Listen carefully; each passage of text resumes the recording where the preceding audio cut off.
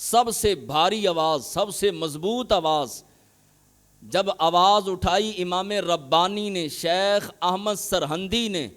مجدد الفسانی علیہ رحمہ نے جب آواز اٹھائی تو بادشاہ تھر تھر کانپنے لگا، پریشان ہو گیا کہ اب سنبھالنا مشکل ہوگا۔ شیر سویا ہوا شیر اٹھ کھڑا ہوا، اور یہ وہ شیر ہے جو فاروق اعظم کی نسل میں سے ہے، یہ فاروق اعظم کا پتر ہے، حضرت عمر فاروق کا بیٹا ہے، اس کو سنبھالنا مشکل ہے۔ مجدد الفسانی علیہ رحمہ نے بادشاہ کو چیلنج دیا، کہا خبردار، اپنے دین اپنے پاس رکھ، ہمارا دین وہی دین چلے گا جو دین محمد الرسول اللہ ہمیں دے کر گئے ہیں۔ اور آپ نے اس کا رد کیا، کتابوں کے ذریعے، مکتوبات کے ذریعے، آپ نے خطابات کے ذریعے چوکوں میں، بازاروں میں، گلیوں میں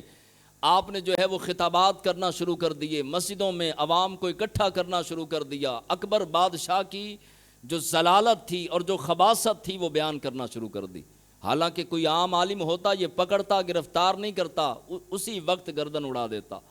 لیکن مجدد الفسانی کو ہاتھ ڈالنا، اللہ کے شیر کو ہاتھ ڈالنا، کیونکہ فتنہ جتنا بڑا ہوتا ہے رب اس فتنے کے مقابلے میں بندہ بھی اتنا بڑا کھڑا کرتا ہے۔ اب اکبر بادشاہ کے مقابلے میں کھڑے تھے امام ربانی، مجدد الفسانی علیہ رحمہ، شیخ احمد سرہندی رحمۃ اللہ تعالی علیہ۔ اب یہ قتل تو کروا نہیں سکتا تھا، خوف زدہ تھا، ڈرتا تھا، پریشان تھا کہ شہید تو کروا نہیں سکتا، کیا کروں؟ اس نے ستانا شروع کر دیا، پریشان کرنا شروع کر دیا۔ اس نے اپنے دربار میں بلایا، کہا کہ آئیں ہم درمیانی راستہ نکالتے ہیں، آئیں بیٹھیں، بات کریں، مذاکرات کریں۔ امام ربانی جب اس کے دربار میں آئے تو اس نے چال چلی، اس نے جو ہے وہ یہ سن رکھا تھا اس دور کے بادشاہوں کی بارگاہ میں جو بھی جاتے سجدہ تعظیمی کرتا، حالانکہ مسلمان ظاہری طور پہ یہ بادشاہ تھے، مغل بادشاہ، لیکن اس کے باوجود جو ہے وہ سجدہ تعظیمی کیا جاتا، جو بھی جاتا پہلے سجدہ کرتا پھر جا کے بات کرتا۔ آپ نے اس وقت افراد تیار کیے، ان کی تربیت کی، خطوط لکھے اور ساری تیاریاں شروع کر دیں اس فتنے کا مقابلہ کرنے کے لیے۔ بہت سارے بادشاہوں کو آپ نے جو ہے وہ خط لکھے، اور اکبر بادشاہ کی تربیت بھی آپ نے کرنے کا ارادہ فرمایا۔ شیخ سرہندی رحمۃ اللہ تعالی علیہ، آپ کو شیخ ہندی بھی کہا جاتا ہے، بادشاہ کے پاس گئے تو اس نے چال چلی، اس نے چھوٹی کھڑکی بنائی، کہا کہ یہ سجدہ تو کرتا نہیں، تو ہم اس کو دروازے سے نہیں گزاریں گے، ہم جو ہے وہ کھڑکی سے گزاریں گے تاکہ یہ سر جھکا کے آگے آئے۔ اب جو ہے وہ اس کو پتہ نہیں تھا کہ میرے مقابلے میں امام ربانی ہیں، میرے مقابلے میں فاروق اعظم کا خون ہے، کوئی عام عالم، عام محدث نہیں، بلکہ وہ ہیں جن کو امام ربانی کہا جاتا ہے اور جن کو مجدد الفسانی کہا جاتا ہے۔ اب جو ہے وہ آئے تو امام ربانی نے فرمایا دروازے کی طرف سے چلتے ہیں، کہا نہیں جناب، بادشاہ کا آرڈر ہے، بادشاہ کا حکم ہے کہ آپ اس کھڑکی سے گزریں گے۔ آپ کا قد مبارک بھی اونچا تھا، آپ چوڑے بھی تھے، جوان بھی تھے، گھنی داڑھی تھی، باروب تھے۔ آپ نے فرمایا اچھا میں تیری چال سمجھ گیا۔ آپ علیہ رحمہ نے سب سے پہلے، سامنے بادشاہ کا جو ہے وہ تخت سجا ہے،